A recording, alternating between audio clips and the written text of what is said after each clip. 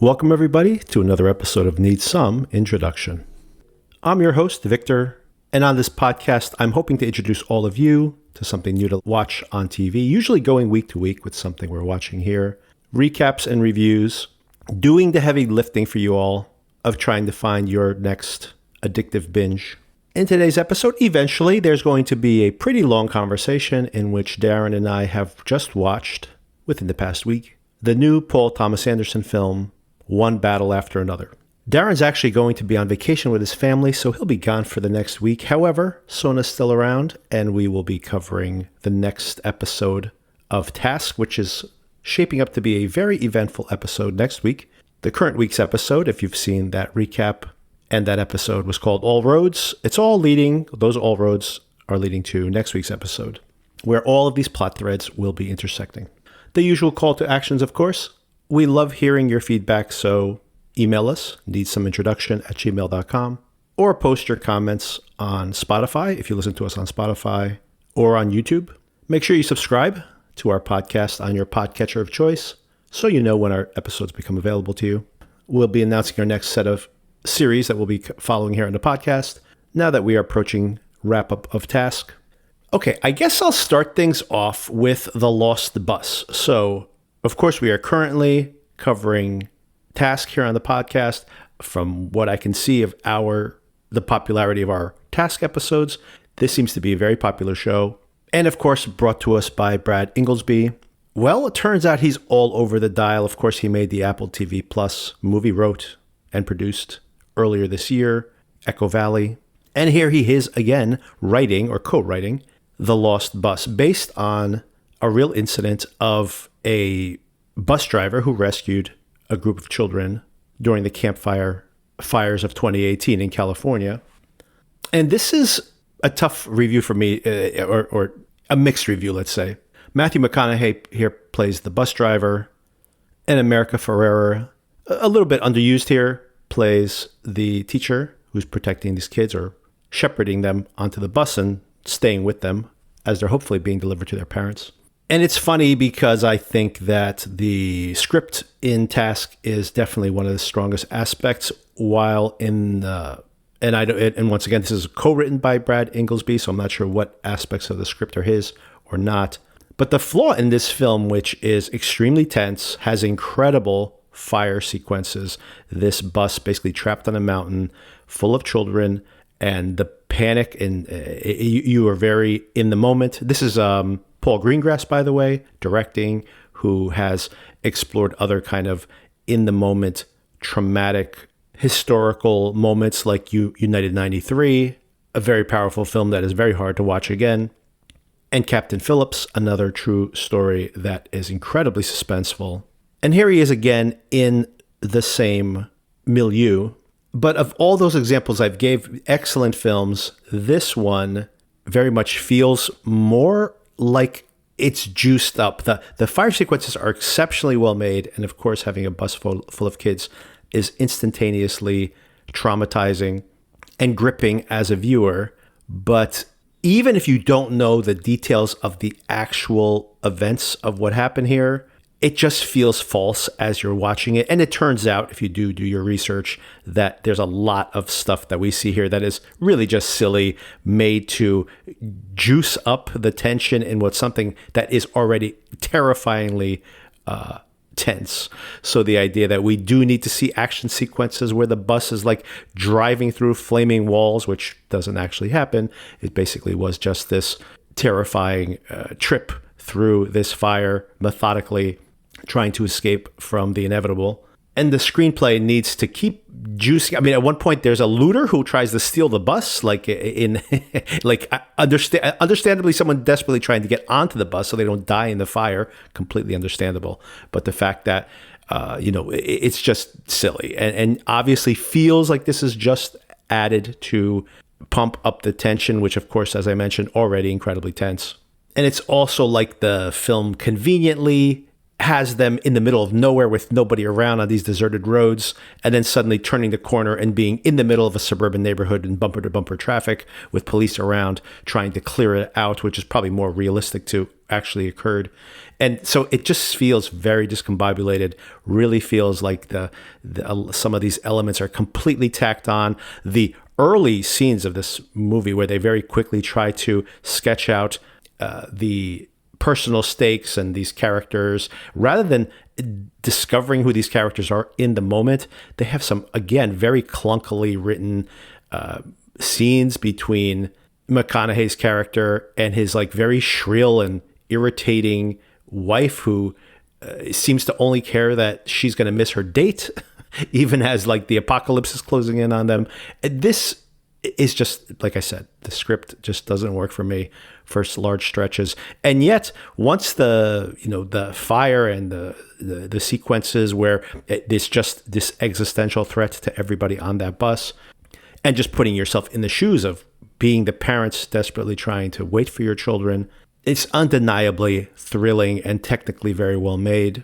But that's actually kind of where I think the film misses in me saying that it's thrilling. It truly is thrilling, but it feels more and more like you are watching the towering inferno, only it's laid out on a mountain pass that they're trying to drive down, rather than believably conveying the real stakes and the immediacy and tying in some of these themes into the moments in the film, rather than just having these very expository and clunky dialogue sequences to flesh out and create stakes that honestly don't matter. I don't understand why we have to have all this background on what a loser this guy is, by the way, not true to life, and how he's trying to redeem himself to this ex-wife or this. It's such a plot contrivance and also kind of a stereotypical plot point, when anybody who's sitting down to watch this movie knows that the juice is in this guy on this bus trapped with these children, and we just want to get there. So why are we wasting this time on this other stuff?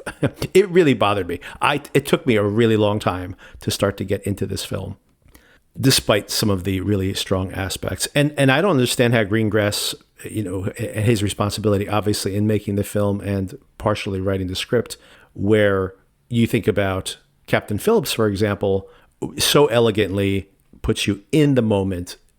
All the stakes of the situation and all the character development comes out of that situation itself. It's a very lean and very well constructed film compared to this very strangely lumpy and only partially successful film.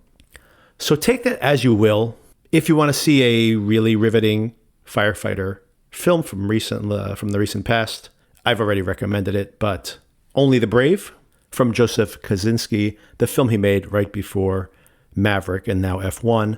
And incredibly, if you want to see an incredibly technically proficient firefighting film that I think works much, much better than The Lost Bus. But as I mentioned, if you turn it on and you forgive it its shortcomings, The Lost Bus also will deliver some truly terrifying fire sequences.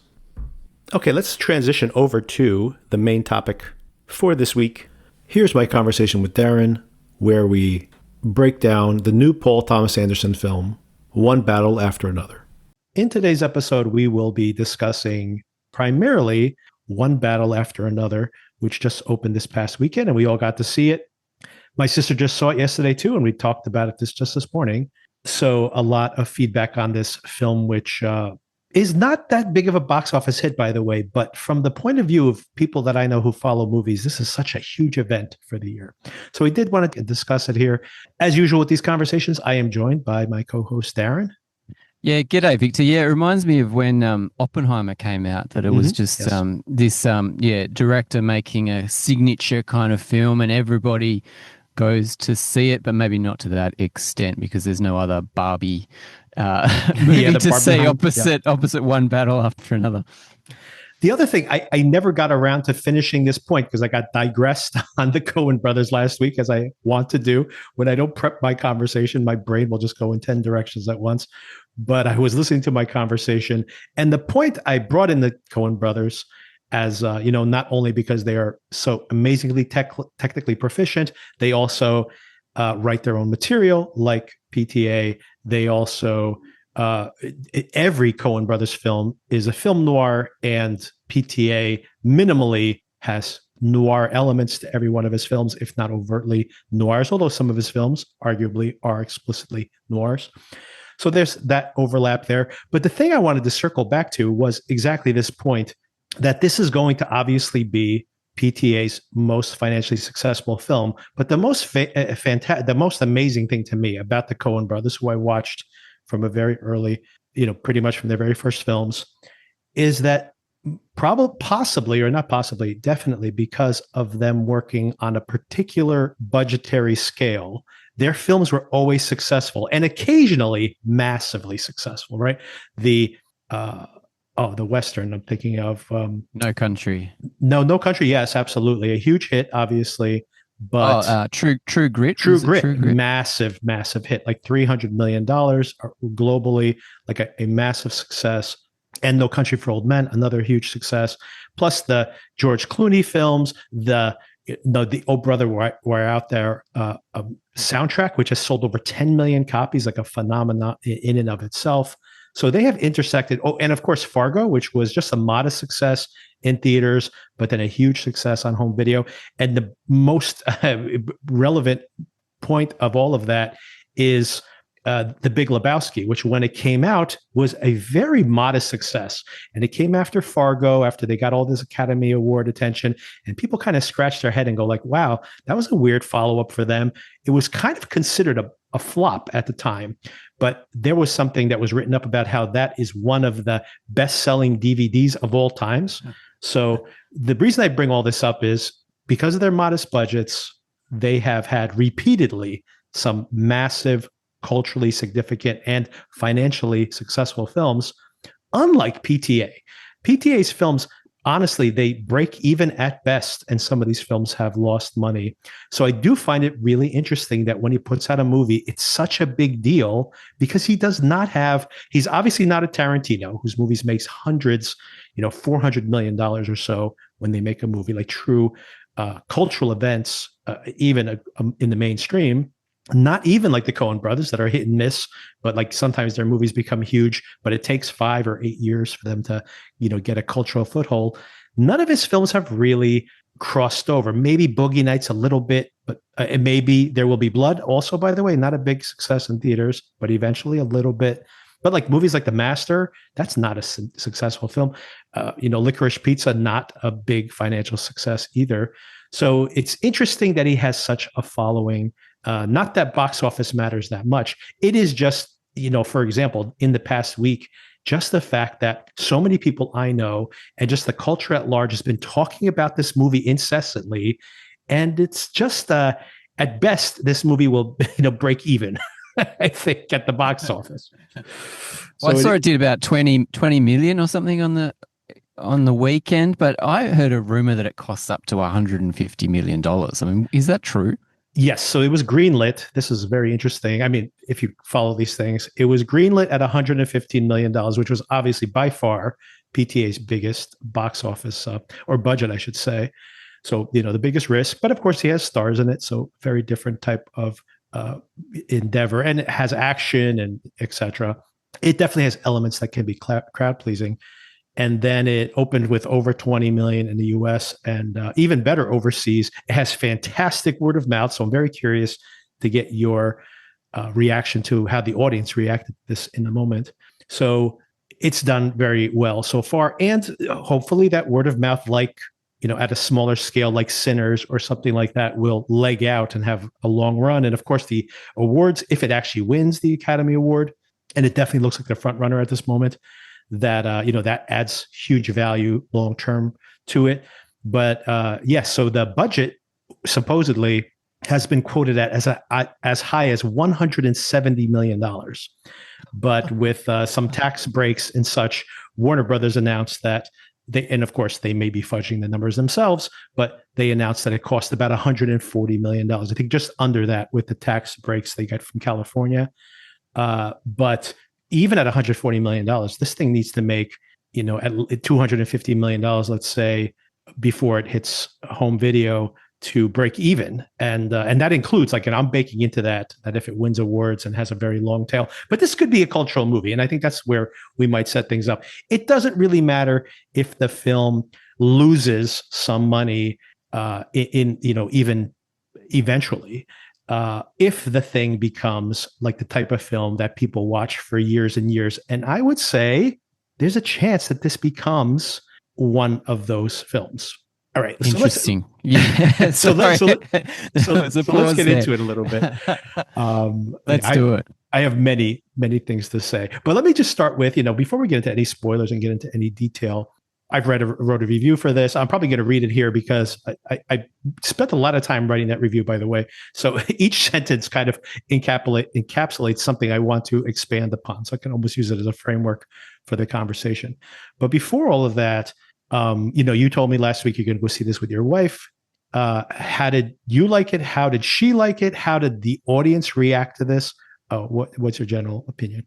Okay, so yeah, I'm a massive fan of P.T. Anderson, and as soon as I start seeing these 5-star reviews come out, I was very interested in seeing this film.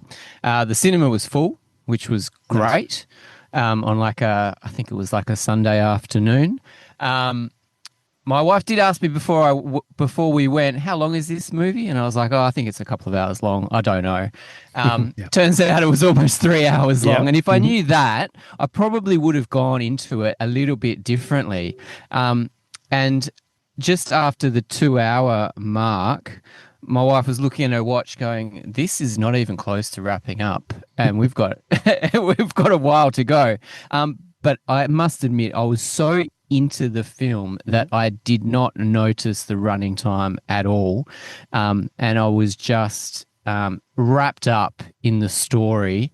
And yeah, so sorry, what was your question? My overall, I love the film. I thought it was definitely a little bit uneven in parts, and I'm going to say the worst thing, the criticisms up front, is the score sometimes just really unnerved me. Either like the single drum beats that just kept going on and on, or the single piano just kept going on and on. I think it's Johnny Greenwood from Radiohead who does the score, who has done the score for other P.T. Anderson movies. So that was a little bit, I thought it was a little bit off-putting in parts, but the adventure, the action, the car chases, the slowest, straightest car chase in the history of cinema is one of the greatest scenes of car chases ever filmed. Absolutely amazing. Sean Penn is ridiculously good. And I was talking to my wife afterwards. I was like, Sean Penn, I haven't seen him in ages, and he comes out and does this role. She's like, what are you talking about? That was Sean Penn. She didn't even know. She didn't even realize. He was stunning. And I thought it was great that Leonardo DiCaprio didn't play one of these flashy leading man characters. He was almost not a leading man until the second half of the film, and I just enjoyed his kind of bumbling dude-like persona, just because of his love for his daughter. And as a father with a daughter, that hit me, especially towards the end, near one of the climactic scenes. That definitely hit me in the heart.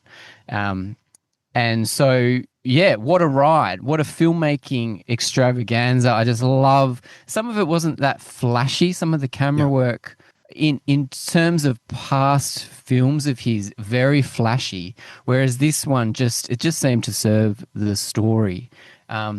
And also I really loved Benicio del Toro's character as well, whereas he's like almost the moral center and just the calm lake in amongst this just cacophony of sound and violence and trouble. So yeah, that's what I thought of it.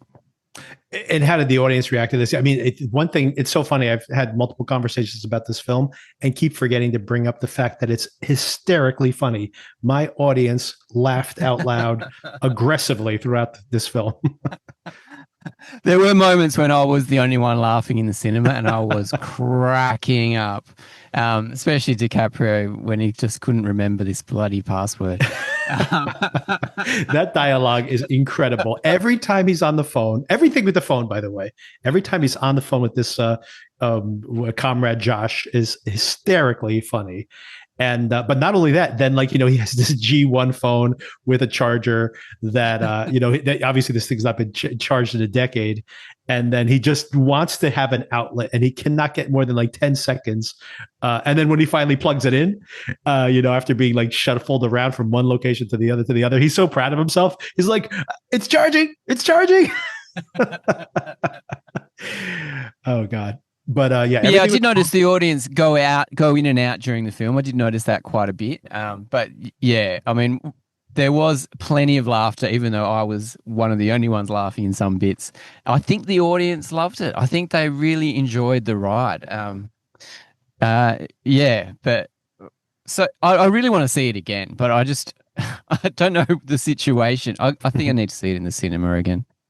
Yeah, I saw this in IMAX, and I think I mentioned this to you via text that I this is the same thing that happened to me when I saw Oppenheimer. In the fact that everybody's like, you got to see it in IMAX, you got to see it in IMAX. So I saw it in IMAX, and this is Oppenheimer now I'm talking about, and it's like there's this explosion in Oppenheimer. That's the big showy moment that you need the IMAX screen for, and maybe some of like the massive vistas. But I'm like, okay, why did I see this in IMAX? But I appreciated it in IMAX for sure.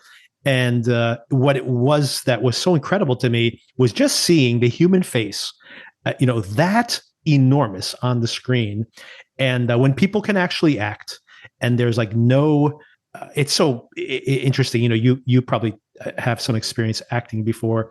And when I would, when I was making films and such in film school, that getting someone to just be natural in front of the camera is so difficult. And the idea of having these people on this giant screen with these cameras just inches from their face and being so present, but not only that, like you think about, I mentioned to you, like Sean Penn has this like tick with his mouth when he's talking, and he basically doesn't want to be talking. He's so awkward.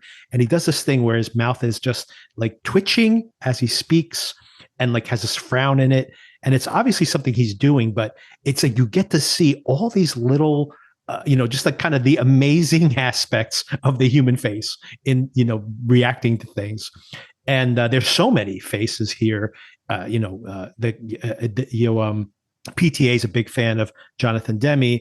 And if you are a fan of Silence of the Lambs or Demme's films in general, there's a lot of this. Silence of the Lambs is the best example of this among Demme's films, this direct to camera close up.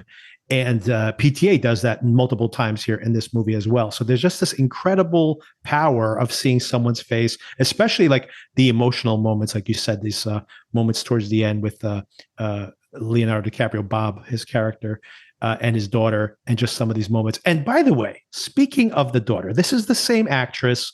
I think the only thing she's done before this, she was the daughter in Presumed Innocent, the Jake Gyllenhaal series. And she's a big part of that show, by the way, but she did not knock my socks off. She was fine, young actress, giving an average performance. I got to tell you, I was amazed by this woman's face, that steely demeanor, her eyes. You see her thinking all the time. She like absorbs like really horrible news multiple times here towards the end of the film. And you see her process that. She's face to face, inches away from like Sean Penn and these other really seasoned actors. I thought this girl was incredible. She could like hold the screen all by herself. She's like practically a teenager. It's an amazing performance. I got to agree with you. She was absolutely stunning. And the fact that her character was brought up with this knowledge that her parents were revolutionaries, and right. She's got all these, she has to remember these codes. And I think she's about 16 in the film. The actress 17. Is like 20 when she made the movie, but yes, she's supposed to be 16 in the movie. And so she's been like bred all through her life to be prepared for the moment where she has to run or where she has to say these codes. And you can, as you say, you can see her thinking, finally, she needs to act, she needs to do this, and she does it all really perfectly and takes every challenge or every battle on as she goes through, and ultimately comes out on top. Yeah, yeah. So we're going to get into spoilers here. We don't have to spoil too much, but I just want to warn the audience, if you haven't seen the film, you should definitely see it in theaters. If you are wary of the politics of this film, I would say that it's not really a political. I mean, it definitely is a political film, by the way, but I don't think its politics are as, the right wing is reacting in a way that this is like glorifying and taking the side. In some ways, it does take the side since they're protagonists of these terrorist organization, basically. But I don't think that's the point of the film, and I'll get into my thoughts on that when we get into spoilers. But I'd say if that is keeping you away from it, or if you think maybe this material is too heavy, even if you're not politically averse to it, just the fact that you don't really want to see this on the screen. I got to tell you, when I walked in there, I could not believe how contemporary the film felt. It felt like it was written 2 weeks ago, even totally. though it was made 2 years ago, which is kind of crazy. But it felt uncomfortable. I'm like, wow, like this might be unintentionally maybe hitting a raw nerve or something. But I think it addresses its politics in a really interesting way. And then, but goes beyond that, right? It's about us all collectively just trying to find a place in the world and have meaning, and how these, things that we think are meaningful maybe are false narratives. And in the end, all we can do is be good to the people nearest to us. And I think that's was really it touched me, honestly touched me by the end. All right. So let's kick off and talk about a little bit of spoilers here. So I want to talk about the music here too. And it ties into this first section of the film. So speaking of incredible performances, Teyana Taylor, who is like a R&B singer who just recently transitioned more into acting. And I have not seen, there's this movie called 2002 or 1001, I forget what it's called, based on a true story that won her some awards a few years back. A small movie, which I have not seen, but I'm definitely going to track it down now, because she's the first person we see on screen in this movie.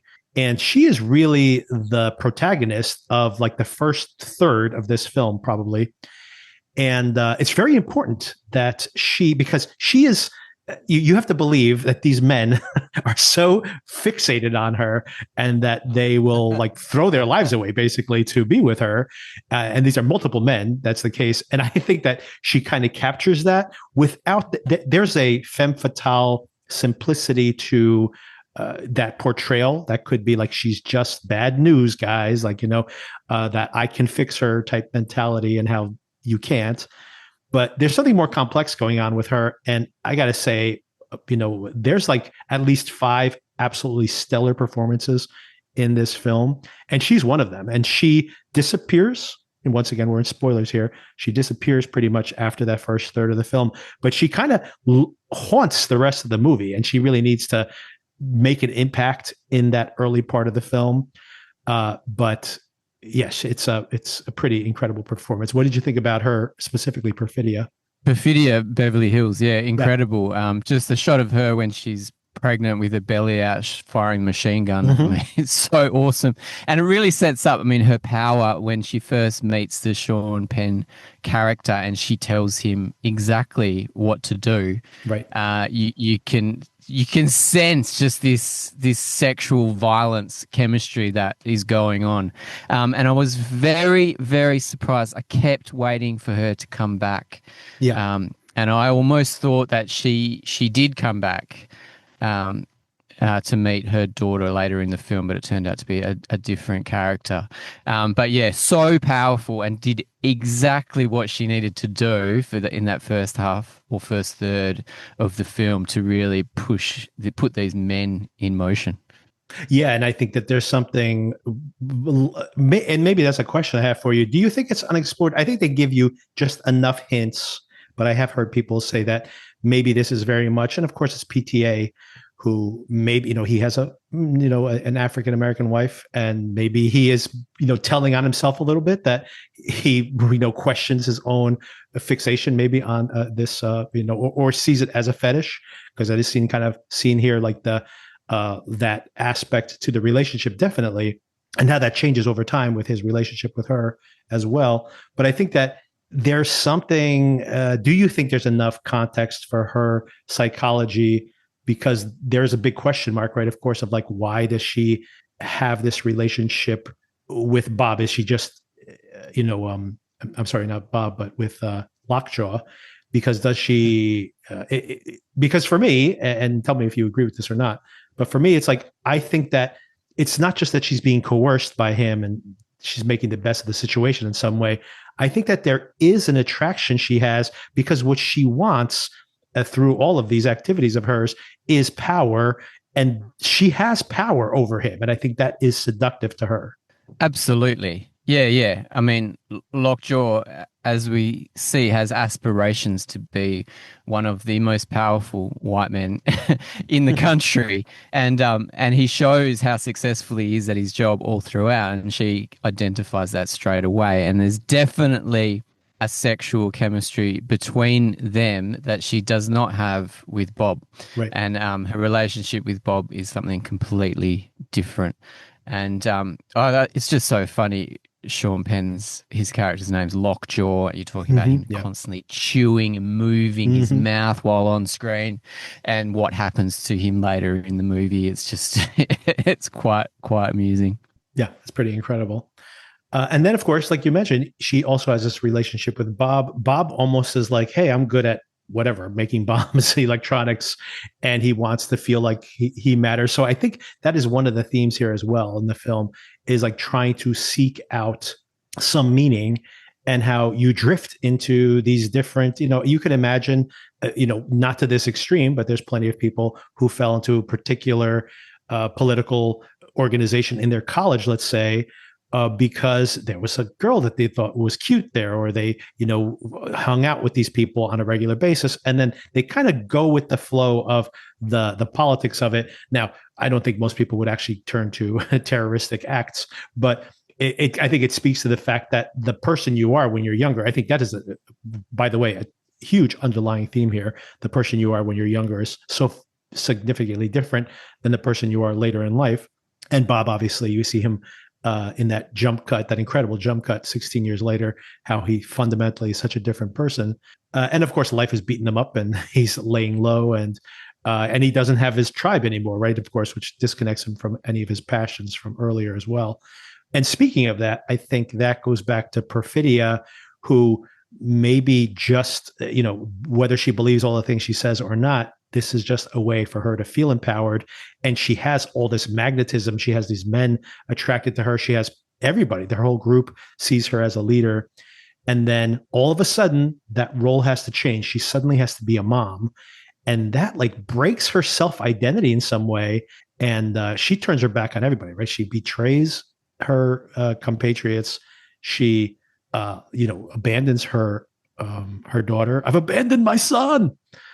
I just watched There Will Be Blood recently, but so she, I should say, I think she has a loss of identity. I'm curious how women will react to that. Did your wife have a feeling about that at all in this early part of the film, or did she mention it? We didn't specifically talk about it, but she did identify with that character very strongly as a strong woman that she is. And I think, yeah, I mean, we've been through that when you suddenly become a parent and you wonder what your role is. I know my Right. wife did too. It gets to a point where you're like, what am I doing?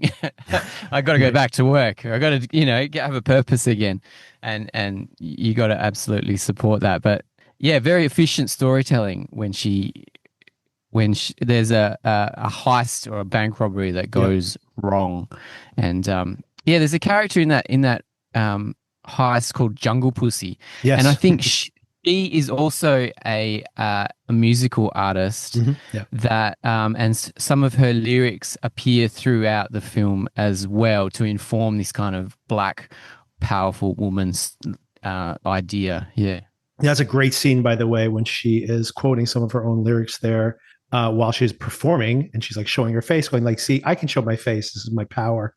And she's really the height of her power there, really feeling like she's untouchable. And that's when things immediately the shit hits the fan. And, when Perfidia herself shoots this security guard. And then we have the first incredible car chase. It's so funny. I just watched that a new film with Mark Wahlberg that just premiered. It's from Shane Black directed it, and it was just terrible. I was so disappointed with it. And it has a CGI car chase, multiple CGI action sequences that are just, it's just car chases, most of it. And I'm like, why would you do this with CGI? I just don't understand. And to that point, we just watched, I asked you to watch To Live and Die in LA earlier this year when it became available for streaming for the very first time. And here, when you see them escaping from that, heist gone wrong, and they're just driving through Los Angeles and smashing into cars and smashing, like literally just riding between cars, trying to make the light or just very basic, actual driving with actual cars colliding with each other. And the intensity of it is so immediate and so powerful. And, it's way more. When they like accidentally turn a corner and slam into the back of a van, it is way more exciting than all that cheesy CGI that I just saw in that movie I watched. So it's like people just need to learn to just do things practically as much as possible. Absolutely. And the damage that is visible in the next shot, it's not like this magical car. And it reminded me of my driving in Grand Theft Auto when I'm just useless at it, trying to get through just at the lights. It also reminded me of Ronin as well. Yeah. But To Live and Die in LA, Heat as well. Just this, just this immediate action that you feel like is real and no CGI. Absolutely, I can't agree more. Yeah, it was an incredible. That's just the tip of the iceberg when it comes to the car chases, because we have that drawn out one at the end, which is so incredible as well. And then Perfidia turns on the rest of her team. By the way, Perfidia is a famous Mexican song, I believe, about a woman who betrays her lover, has basically a double agent in a way. And also the song Perfidia is performed in Casablanca. If anybody, wants to have a little bit of movie history there and just see where PTA is making these references to, because of course, Perfidia, also another woman torn between two lovers. So a little bit, it's right there in her name the second you meet her. And then, of course, this sequence. I want to talk about the music for a second. I did not mind the Johnny Greenwood music at all. As a matter of fact, I definitely felt it like pushing through the movie multiple times, but it worked effectively. It like ratcheted up the tension to amplify what I was already feeling. So I really liked the way the music worked, even when it started to intentionally become like more atonal and grating in some ways, and then would settle back into this kind of rhythm of the drums, and then back into this kind of that incessant piano hitting over and over again, more atonally each time. And that really like got my pulse going. And it made me think about another movie we watched recently, which was Highest to Lowest, and how absolutely awful the use of the incessant music was there in that first section of the film. And here it is, another film that has this incessant music for the first 40 minutes or so. And I thought worked really expertly. It's interesting to hear your opinion, because I can totally understand where you're coming from. I was actually surprised in some ways that the music became so overt at different times, but it worked for me really well. Yeah, okay. It felt similar. Like I just watched The Master as well on the weekend in preparation, and really enjoyed the first half, and then it just completely fell out of it for the second half. And I think, does Johnny Greenwood do the music for that as well? Because it seemed very similar, and I kind of wasn't on board with that. So maybe that's I had a bit of a predisposed hatred for that, but that's okay. You might have had a little too much of that all at once. He also does the soundtrack to There Will Be Blood also, which I've watched recently, but the soundtrack is not really used in that same way between those two movies. Definitely more with The Master, I think, where they're trying to create like more of a headspace. And then, of course, this incessant music ends. She escapes to Mexico, and one of the greatest, I mean, it's just something that I don't know why, it's just the magic of movies, like those moments that just work perfectly for you. The needle drop from the 16 years later, where his daughter is doing karate with Sensei and Sensei Sergio St. Carlos and Benicio del Toro's character. And Dirty Work by Steely Dan is playing on the soundtrack. And I'm just like, I just don't know why. I was like in the theater, I was just like, God damn, like what a needle drop. It's just incredible. Like it's just, I don't know. It's like just the change in rhythms, obviously representing this change in time. This introduction, like that, like I said, just the incredible face this girl has in that moment, just like that steely expression as she's practicing. And of course, introducing us to Sensei, telling her to breathe, remember to breathe. And all of that with like, I don't want to do your dirty work no more. And just like Bob is just like, I don't do this anymore. Right.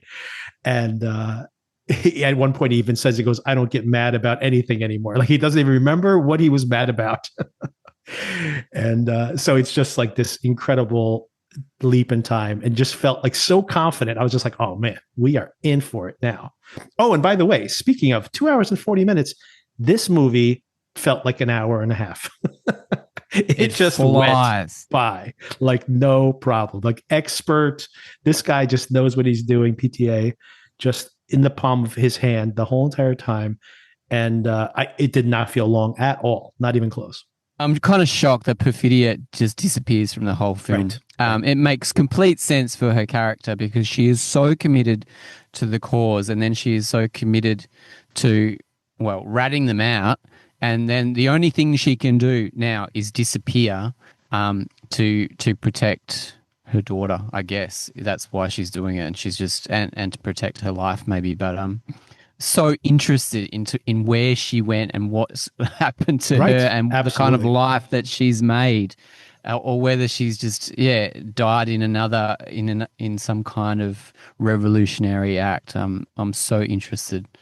Yeah, I honestly thought that we would run into her at some point. Maybe they would need to escape to Mexico and run into her. He had received a letter from her, we find out later on. So maybe he did have some communication with her or knew where she was. I was very curious to catch up with her because I think that would be fascinating. Somebody who was basically, honestly, I think probably couldn't accept the fact that this fundamental change to her identity and even to the way she was perceived by these men who were attracted to her, like she just didn't want to be typecast. And I think that's one part, is the selfish side of it. Like her mom says to him that she's a runner and she's going to run, right? So that's exactly what she does. So there is that aspect to her. But I think you're absolutely right that part of it was maybe to protect the daughter. She didn't want to deal with the fact that she probably knew in some way that this wasn't Bob's child. Once again, everybody, we're in full spoilers here. This is a spoiler. Big spoiler. Huge spoiler. So not only that, she didn't know that, or that she knew that that wasn't Bob's child, but then like you mentioned, she didn't want to deal with that. It's going to be uncomfortable and she probably doesn't want to actually deal with it. So part of it is her running away, but the other part of it is probably protective, right?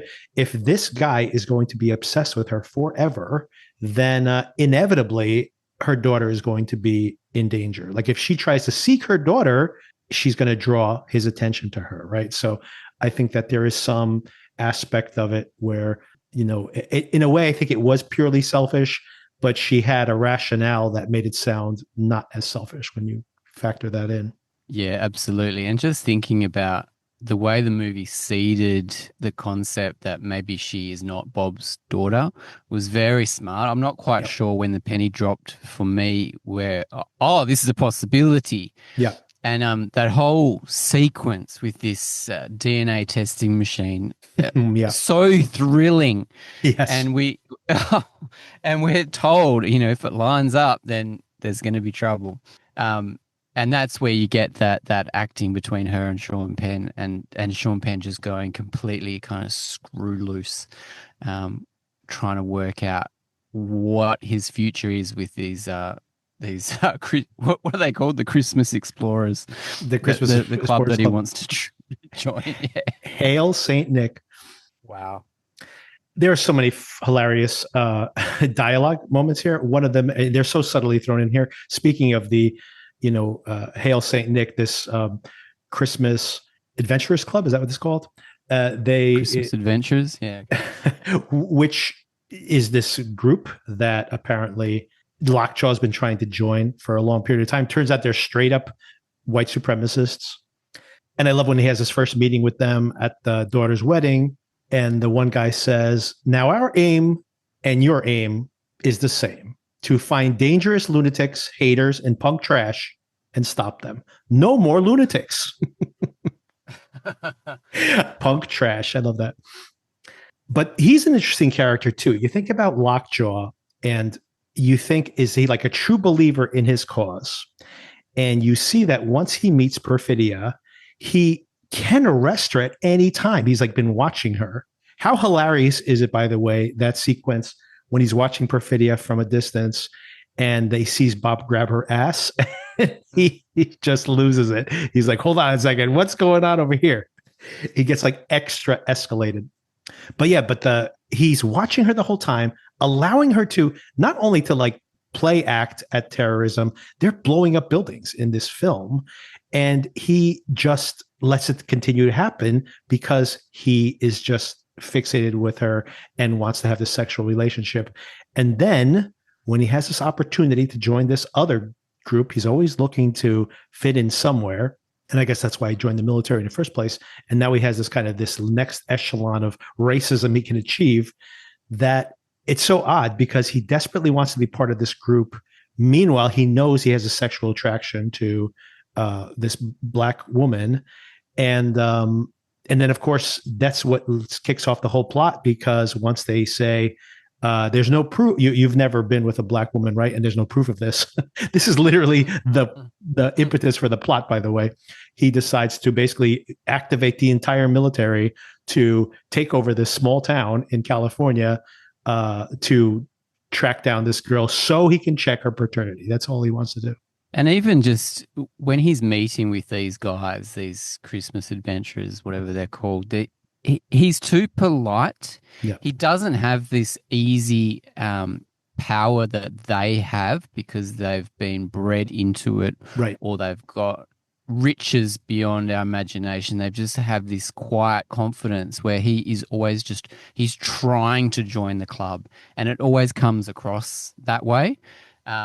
Yeah, because he's got this part missing in him. He can't. He just wants this acceptance. By the way, is this movie been released too early for him to win an Oscar for Best Actor? Because I don't know if he's got much competition at the moment. No, this is definitely going to be in the awards category. I mean, the awards conversation for. Yeah, I think that at this moment, this is the front runner. I think, and everybody's prognosticating, and he is definitely going to get a nomination. And like you said, I don't know. I mean, it's only the beginning of award season, so there's many other films to see, but I don't know. Most of them have been seen by the critics at the festivals already, and I think most people think he's got a very good chance of winning this, especially because it's kind of like a comeback for him. He has been doing some acting, did a little bit of TV, but he hasn't been done anything really high profile. So this could be like a reward for his return. And of course, once this kicks off, we see that Bob has been staying at this town, of course, and Lockjaw's on his way. And all of a sudden, all this paranoid training that he's been instilling in his daughter her whole entire life, he's even afraid to like let her go to the town dance, the school dance. And all of a sudden, Mr. Baked sitting around watching the Battle of Algiers on TV for the 75th time. That's as close as he gets to revolution at this point in his life. And nope, he has to get reactivated. And suddenly all that old training has to kick in again. And of course, very Big Lebowski. He's in a bathrobe the whole entire time. There's definitely a shout out to that. But this is incredible. The middle sequence of the film is just some incredible comedy, and DiCaprio is so funny here. There is just one hilarious gag after another when he's on the phone with comrade Josh. The whole entire conversation, absolutely hysterical. When he falls off the roof. Oh my God. Oh my god! And then he gets tased immediately afterwards. Like Jesus, like so friggin' funny. Like he just so committed. And then when he's like having his, you know, completely losing it now that he's in custody. What's your last name? Batman. Batman. What's with those skater guys that he had to follow on the rooftop getaway? I mean, they were just they remind me of Ninja Turtles, the way they were just jumping from Right. building to building, and this guy, this stoned, like drunk dude, is expected to follow them, and he had no chance. I like how chill Sensei is here, by the way, that when he's like, my daughter's been kidnapped. I need to charge this phone. I need to talk to this. And he's like interrupting him constantly to be like, here's what's her name? Here's this other person. Like he's meeting all the other migrants that are going through like this like underground railroad that he has set up for them through his house. And you have to take time and politely say hello. And I like how DiCaprio all of a sudden is just like he like says, "Oh, hi" to the baby, like he gets out of his own head when he's freaking out about his kidnapped child to like coo at the baby. It was pretty funny. He's the best, and even though we're following DiCaprio's trouble and trying to get away and get the phone call, um, Benicio del Toro's sensei, he's got this whole other thing that he needs to take care of because he's got a whole host of people under his wing that he needs to get to a safe place as well, and that kind of Right. happens almost off screen, or you kind of just go through it following DiCaprio. But I mean, they've got bad troubles as well, and a plan that they need to execute. And then Sensei at one point he just opens a beer for Yeah. Leonardo, just cracks open a beer. Just have this, just chill out. Just doesn't say anything, but yeah, so good. And I could finally understand Benicio del Toro's dialogue in this film, whereas past films it's a bit of a struggle. You've struggled. The other thing I wanted to shout here with Benicio del Toro, and I wonder if this will help him with this other awards bid as well, is the Phoenician Scheme this year, the other Wes Anderson movie that came out this year, which apparently he had limited time to work on this film because he was making that film at the same time. But he's so incredibly good in that movie that I'm like, man, I hope he gets at least an Academy Award nomination for that other film. And now with him getting the second whammy of almost certainly getting a Best Supporting Actor here in this film, maybe he'll get 2 nominations. That would be an incredible year for him for sure. That's epic. Yeah, I haven't seen that film yet, but it's there waiting for me. I like when he's talking about how he has this situation at the house when this is another very funny scene where DiCaprio is crawling on the ground as the cops are driving by outside. And he's like saying, "Can you have a charger? I need to charge this." And he's like, "I actually have to go somewhere right now," because he says, "I've got this little Latino Harriet Tubman situation going on at my place." And he goes, "All legit from the heart, no cash." No cash. He's doing this all for love, not for the money. Of course he is. But of course, very funny that they have these vibes going, drinking in the car, and that's like as chill and good as he is at getting DiCaprio, always very relaxed, gets him out of one situation after another. But then they do get pulled over for publicly drinking beers in the car. That's all they needed to do is keep those cans down. They would have gotten pulled over. It's very relatable. You do all the hard stuff, and then the one simple thing that can always be avoided is the thing that undoes you. Yeah, and then we get to the end of the film after these very comedic escapes. It's interesting, by the way, the tone control here, because every time we cut to Bob, it's very funny. But then every time we cut to what's her name? Lockjaw. No, not Lockjaw, but also Willa. Willa, right? Of course, Willa. Every time we cut to Willa, it is so tense. Like even when she arrives out on the what is it called, the Sisterhood of the Oh yeah, the weed growing nuns, which almost remind me. There's a bit of Tarantino in this kind of thing, especially with the nuns firing the weapons and yeah, and also Coen brothers as well. It's like a mix of all these American filmmakers coming together in this film. There's so many things that you could draw on. The Sisters of the Brave Beaver, by the way, that's the name of the of this commune of nuns.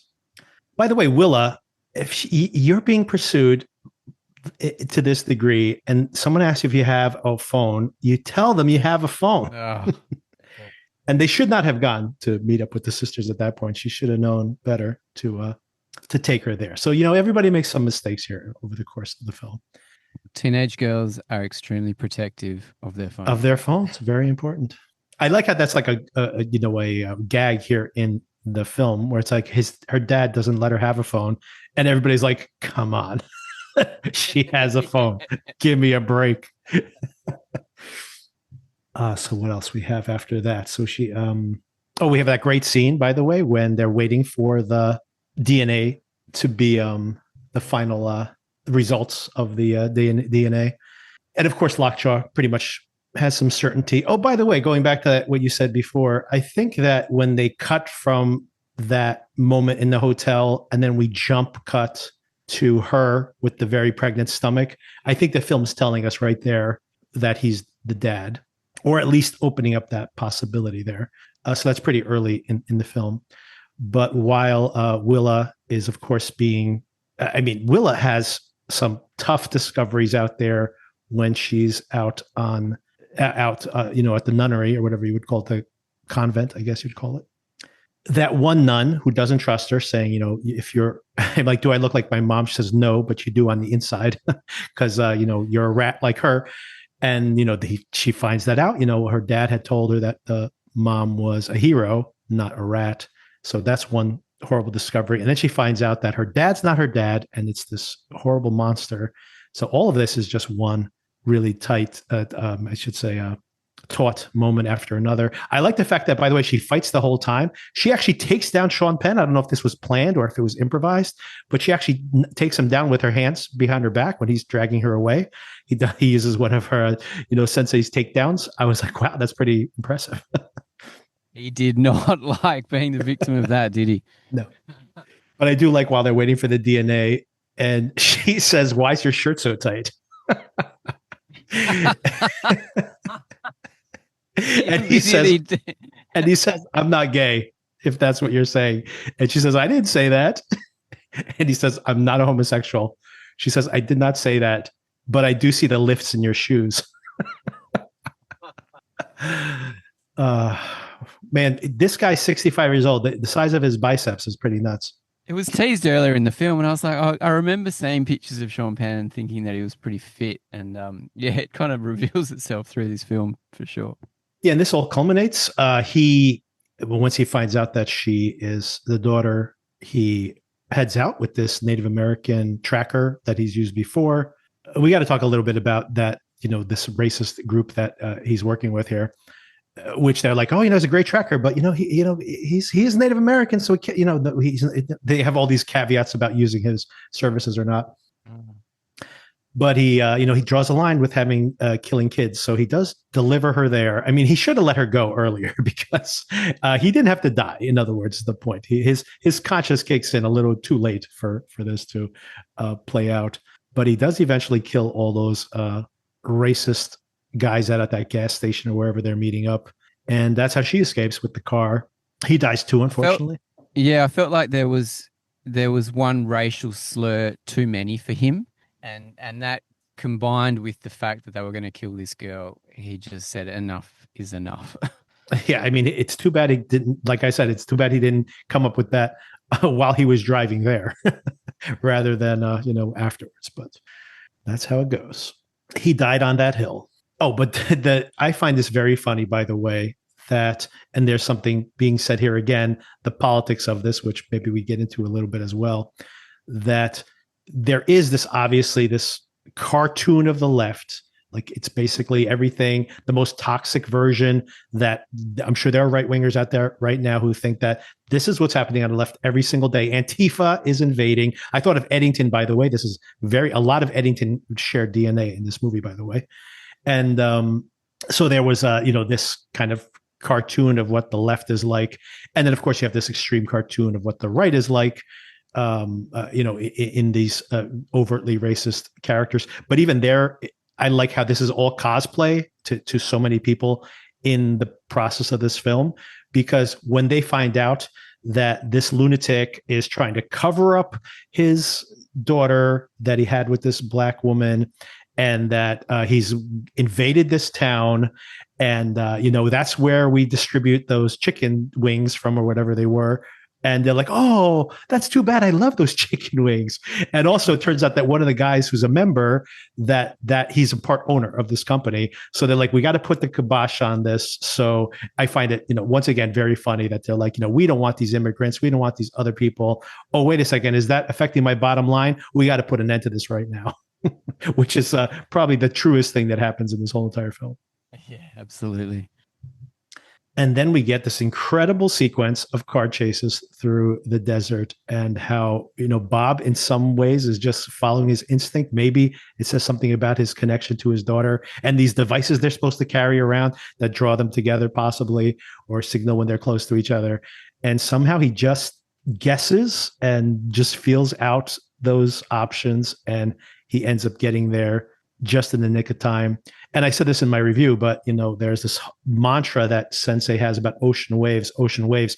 And this incredible car chase is shot with this incredibly long telephoto lens that flattens out the landscape. So literally it's like these cars are like bobbing on an ocean, on waves. They're going up to the peak of one wave, and he clears one peak and he sees the other car for a second flashing in the sun, and then it dips beneath. And it's just this, like you said, it's just a straight ahead shot, and it is so utterly thrilling. It's ridiculous filmmaking. I don't know how you can kind of visualize this while you're writing a script, and this must have looked amazing in IMAX. Right. But the focus, how the focus pulls to the road as the waves are kind of rolling in. I mean, I've never seen anything like it, and I mean that's the lasting image that I come away from this movie with. And then the result of the car crash and the car chase and how it resolves was also very thrilling and reminded me of like a Coen brothers type standoff situation. Just stunning filmmaking, and I was just blown away. The way she gets herself out of that and that final situation is so incredibly cool. Like just that brilliant idea she has of just like using the terrain to, she's just like, I just got to get over that next peak. And she makes it up there and then immediately brakes the car and jumps out and gets, with her gun, and then lays in wait, and the guy peaks and the sun is setting. We've all had that experience of driving in circumstances like this, like when I'm driving up to Vermont and coming around a mountain and then just getting hit straight on with the sunlight. So you're blinded for a moment. And he comes over the peak, he gets hit with the sunlight, he squints and just plows into the back of this car, and is just absolutely genius. And the final moments where she doesn't recognize whether it's him or not, and he's just, trying to be there for her. And just a beautiful reunion finally. And all he's doing, by the way, is he just wants to catch up to her. That's all he's trying to do. And it's just really beautiful and powerful at the end. Yeah, incredible. And I was just hoping, as Leonardo DiCaprio was kind of coming around the corner and she was just about to see him in her sight, I was just praying and hoping that they would either recognize each other or the singing little devices they had would go off. And yes, I was waiting for that. Like he would just drive, like she would pass in the opposite direction, and it would, he keeps saying it doesn't work. And then it would work for that moment and he would at least know it. But that's like a total red herring. It doesn't pay off at all. He just found her on his own. Yeah. Yeah. It did pay off earlier in the film, didn't it? With the Regina King character finding her at the school dance where the things was singing. Yeah. Another great performance, Regina King, another great performance here as well. So many great performances. I mean, really, even the small parts are just great. Like all those guys in the racist club are so hilarious. Of course, that's not the real end of the film. There's also another section like what happens to Lockjaw. First of all, he gets shot in the face during, before this, the most extended part of this sequence after he delivers, but survives. Like it's like something right out of Terminator or something. And then we see him with this horribly deformed face, which of course is like, telling us that, his outside is as ugly as his inside now. And of course, he like dies. They kill him off after they question him, and he is like happy, like he dies, like thinking he got everything he wanted.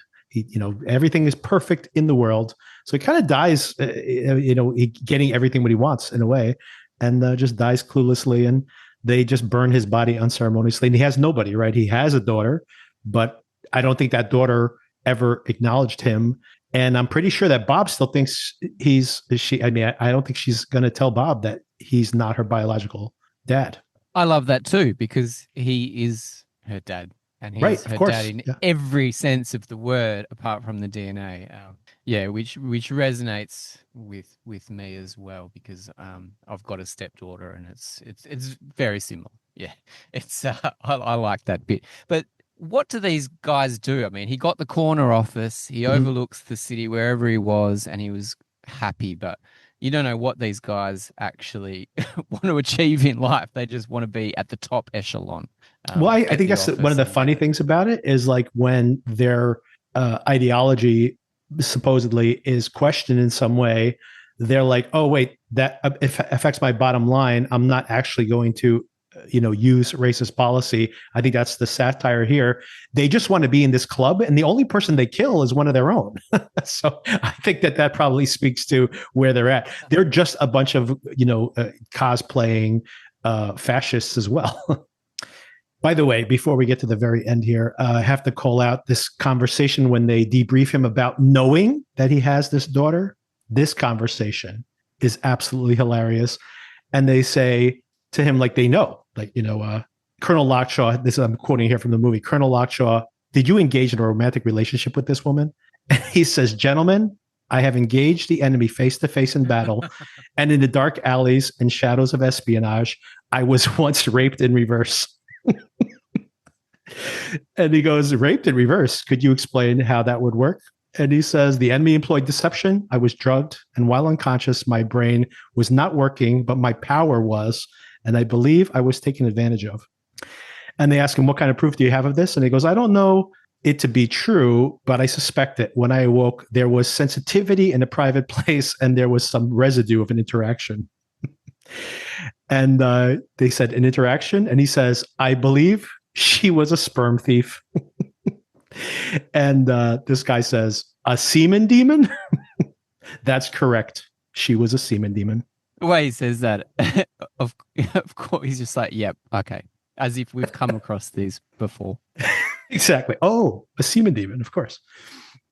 Yes. So another hilarious moment there. The semen demon got a huge laugh in my audience. And definitely a little bit of Dr. Strangelove there, right? The what is it? The purity of essence, right? The how that guy, what's his name? Sterling Hayden, is that the actor's name? Yeah, How he's good obsessed call. with like not ever ejaculating because he can't use his purity of essence. Anything else you wanted to call out? I can't think of anything specifically. I think we've gone through it with a fine tooth comb almost. Yeah, I just the fact I don't know, just the experience of watching the film, its ups and downs. I don't think it's an absolute 5-star masterpiece, but I think it's extremely close.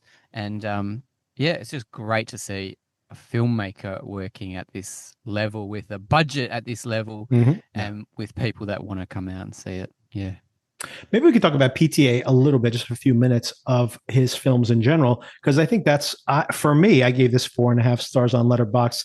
This is, there are a couple of nits I'd pick. There's a couple of plot holes I think could very easily be cleaned up, mostly towards the end, like some of these illogical decisions that people make, but didn't bother me at all in viewing it because it's so immediate, it's so thrilling, and 90% of it is so much fun and right on the money and just perfectly accomplishing exactly what it's trying to do, which I always love to see a director with an incredible amount of confidence being, whether it's Scorsese, whether it's Tarantino, even if I don't love every decision Tarantino makes, I have problems with his filmmaking as well.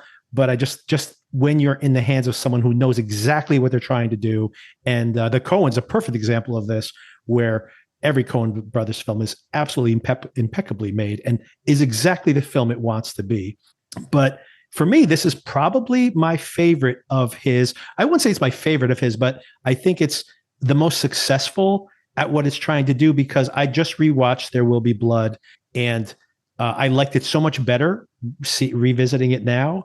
But I've never really liked the end of that movie. And I don't like the end of The Master, even though I think I've watched the first half of The Master to your rewatch. I've seen the first half of The Master 5 or 6 or 7 times. I've seen the end of that Master maybe twice. I made it to the end. But, like the first half is exceptional. And he doesn't always know how to end the stories here. And I think this was, I thought it was very satisfying throughout, and I liked how it ended. A real crowd pleaser, and also I think it's just an emotional film. He's not afraid of showing his emotion here. His films, I've only discovered this recently, and revisiting his films are extremely personal. And I think this is very personal. It's about him and his daughters. He has teenage daughters. He, has biracial daughters as well. I think it's about trying to connect with that younger generation. And as a matter of fact, Maya Rudolph, his spouse, tells a story about when she was, her mom, I think, had passed away, and her dad, who was white, didn't know how to do her hair. And we see that in this movie, right? We literally have him say, I can't even do her hair, right? So I think that there's a lot that he is subtly, from his own biography, subtly tying in here. And you definitely feel that love for the daughter. And of course, I am also a father of daughter. So I, feel that as well. So I think it's just another thing that really sells the movie for me. All good stuff. Yeah. It just blows my mind how you can just write a script like that by yourself, have the confidence to direct it exactly how you want to do it, and just do it so well. Yep, that's true. It only costs about $150 million. Insane money, really. Yeah, of course. Yeah, for a movie that doesn't have like $100 million of special effects like CGI, it does seem like a crazy amount of money to spend. But then again, DiCaprio got like $20 million. I'm sure everybody here is all, long-standing PTA diehards. There are people in this movie that have not acted in any film other than other PTA films. So I'm sure everybody got paid top dollar. It's like this is the big casino hit for PTA, paying off everybody who's stuck by him his whole entire career. So they all got paid well. And once again, I mean, if the movie had made nothing, and the word of mouth is really, really strong, so it's possible this thing will leg out and actually become a huge hit. I don't suspect that'll be the case, but I mean, it doesn't really matter. There was an essay I read where they were talking about this is the whole point of having large studio movies. It's not to make the big action movies. It's not to make the superhero films. And it's like not a perfect system. But if everybody made little indie movies, you would never have a movie like this. So it's like the purpose of these big studios is to sometimes spend a huge amount of money on a film like this so that it can exist. And you got to keep these filmmakers around as well. Yeah, sure, I mean, there's only a few top tier filmmakers that are doing this kind of thing. Plenty coming up through, but they don't have the history that these guys have, guys and girls. So yeah, we just want to keep seeing these tentpole movies from them. Yep, absolutely. So yeah, it is a blast. So coming up this weekend, there is the new Monster series from Ryan Murphy coming to Netflix, and it's about Ed Gein.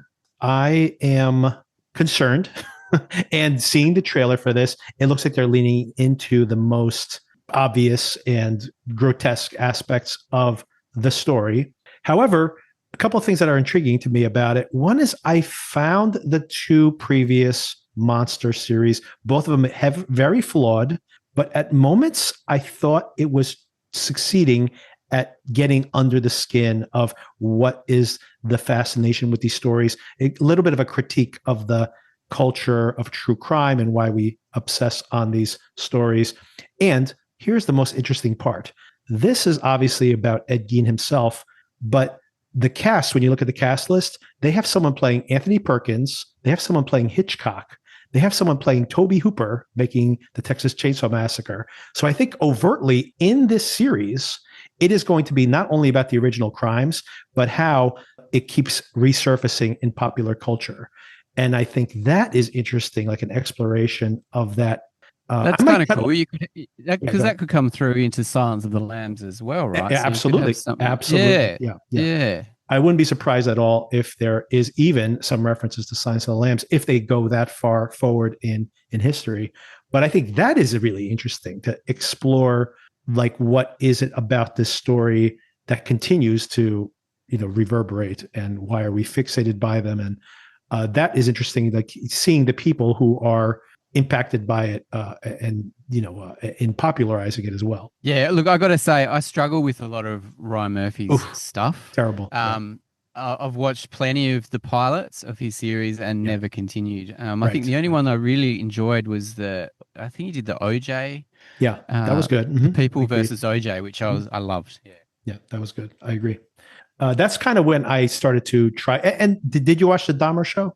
I did not know. That one's pretty good. I would say if you watch the first episode of the Dahmer show, it's maybe the best episode of it. It is really well made and really not the show you think you're going to see. It is about him getting, his final victim surviving and him getting caught. And it's just like with that person, with the victim, and like basically his day and what happens there at the end. And it is so tense, but not in the way that, like that, for example, the Ed Gein trailer seems to be like really laying into the most grotesque aspects of the story. And by the way, that's something that continues. It's not as successful as that first episode, but something that continues with the Dahmer series is that you see Dahmer when he's young, but you don't really see him at the height of his murdering and glamorizing his murdering. You see him when he's young and maybe what might have led to this happening later in his life. But the rest of the story is told from the POV of his victims. So you get like their whole backstories. So they're not just like this person was killed in this grotesque way. You actually don't see the killing. You actually only get to know them before the killing. And then usually the episode will end where he runs into Dahmer at like one of these clubs or something. And then inevitably what's going to happen. But it's not about dragging out the torture of this person. It's about humanizing them, which I thought was a very interesting tact for that series. So it's not as, it's not as the usual Murphy thing, which I think is like, overly sensationalizing all the time and just being so ridiculously over the top. There are moments still in there that are, off-putting, but I think it's mostly successful at what it's trying to do in that. And I do hope they do a similar thing with the Ed Gein story, especially if it becomes more about like the stories we tell about that original story, which I think is more interesting, Yes. Yeah, for sure. All right, Darren, thank you again for the conversation. Enjoy your thanks so much, Victor. Enjoy your vacation. Enjoy your time off. Cheers. Yep. Hope you can hold down the fort while on the way for a week. Yes. I'll talk about Ed Gein by myself next week like a crazy person. All right. I'll probably talk about slow horses, something a little less depressing than serial killers. Yeah, cool. Oh, one thing that I did see this week that's not depressing at all was the Glenn Powell how is that? I have not seen it yet. It's show, on my Chad Powers. Mm-hmm. Yeah. I didn't know anything about it. I started playing. I laughed multiple times throughout it. I think he's quite charming as a bit of a prick and a bit of a kind of nice guy as well.